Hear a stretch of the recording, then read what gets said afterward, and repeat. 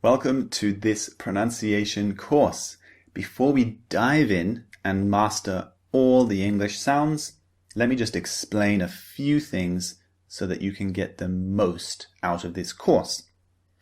Have a look at this word. The word cough, as you can see on the screen. However, what are those symbols in orange? Well, these symbols represent the sounds, okay? So cough, the spelling has 5 letters, C-O-U-G-H. But when we actually say the word cough, there are only 3 sounds. K, O, and F. K, O, F. Make cough. So I just want to highlight this because the relationship between sound and spelling in English is sometimes a bit odd, sometimes a bit strange. But there are spelling and sound relationship patterns. So I want you to start to notice the patterns between sound and spelling. For example, C can represent the sound K, okay? But it can also represent other sounds, which we'll see later in the course. GH can represent the sound F, as you can see in the spelling cough. So just keep these patterns and relationships in mind. So the symbols that represent the sounds in English that you just saw in orange are the IPA symbols. IPA means International Phonetic Alphabet, which just means the sound alphabet.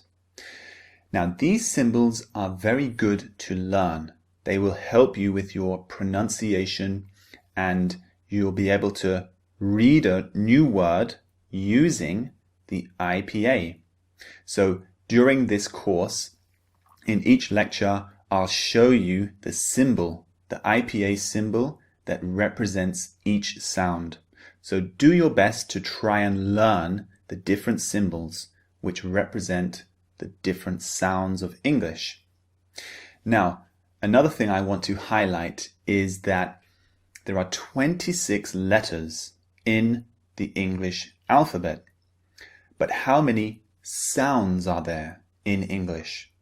There are more than 40 sounds in English. What does this tell you?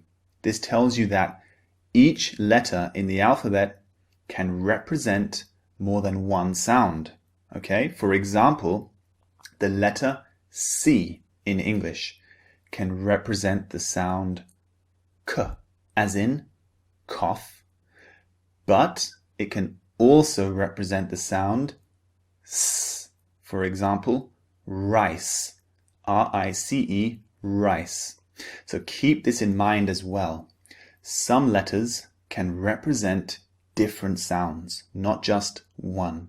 So English doesn't have a one-to-one relationship between spelling and sound.